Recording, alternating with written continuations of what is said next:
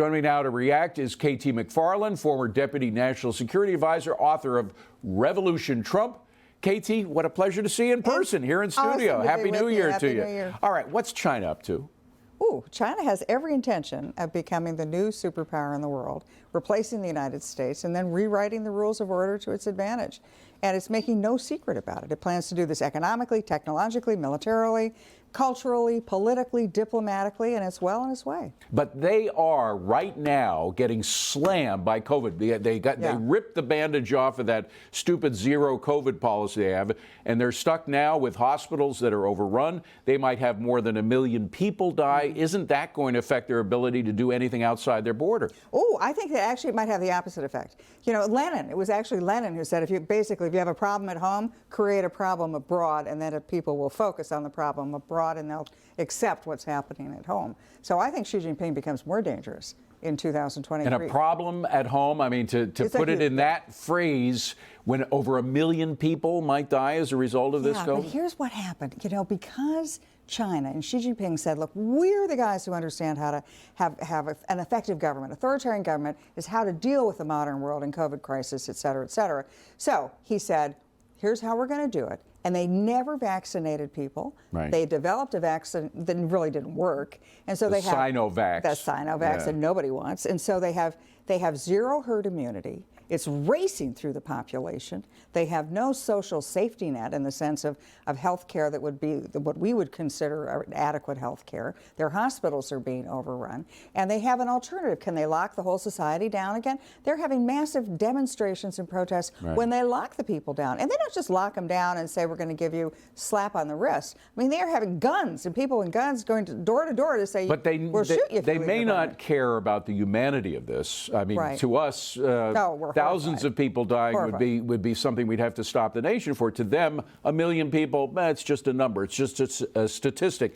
However, they do care about the economy, and they may have to shut down a lot of these, particularly the foreign companies that they have, the foreign manufacturing centers they have. So, I mean, this could seriously affect their ability financially to, for example, their designs on Taiwan. They might not be able to do in 2023 what they had been planning to do earlier in 2022. That's right. The knock-on effects of this COVID crisis will be big, because not only will they have problems when they shut down their economy, but other companies and countries are looking to say, look, we can't reliably do business in China. We also have the idea that the United States is having an economic competition. Maybe it's time to move our stuff out of China. Maybe we move to Southeast Asia. Maybe we move to South America, but maybe we just move out of China.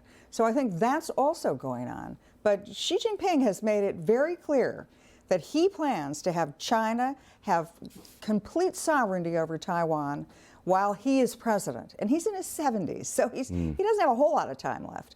But he's got a calendar, and he's planning to do it. And whether it's this year or next year or the next 2 or 3 years, but it's not 20 years from now. So he's on the move. And he does now have Russian oil. I mean, the Russians are saying, okay, fine, we'll sell our oil to China, maybe at a little discount, but the fact is they can offload the oil that they can't necessarily sell in Europe anymore. And today you had this extraordinary video conference between President Xi and President Putin, and they were talking about a new world order that'll be led by their two countries. I mean, how serious do you take all this?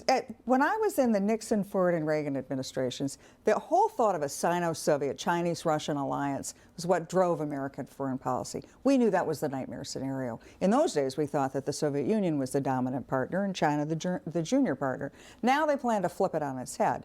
And the combination, just think about this, it's the combination of Chinese technology, Chinese money, Russian military, and Russian natural resources. That is a very potent and powerful combination. But that union never happened during the Cold War. No. In fact, they fought. And you even wrote a PhD thesis about that fight back in the 1960s, the border fights that they had between the Soviet Union and China. Wouldn't they have the same problem this time if they tried to come together? Well, it depends. I mean, you know, I think it's a marriage of convenience. Nobody loves each other in this situation. It's a marriage of convenience, and the Chinese have their eye on the Russian resources, particularly in the eastern Siberia, where where the oil and natural gas is. It's a very sparsely populated area on the Russian side of the border. It's more heavily populated on China's side of the border. I think at the end of the day, China's going to say, okay, we'll help you, Russia. We might even help you out of the mess that you're in, but we want that oil. I'm getting a wrap, so it's got to be real quick, but Putin is using Iranian drones in Ukraine, and apparently 80% of those drones come from U.S. materials. They put them together, but 80%. Is there anything we can do about that? I think we can do. There's a lot we can do about it. So we have the ability to stop the technology transfers. It's not just that we sell it to this company and who knows what happens next. We're supposed to be able to track that stuff, and we certainly should be able to now. We should track, is it going to this company, this company? It should never be in the hands of our adversaries, whether it's Iran, Russia, or China. By the way, is the Iran deal dead in 2023? I sure hope so. Yeah, we all do. KT, thank you very much for being here. Great to see you. Happy New Year.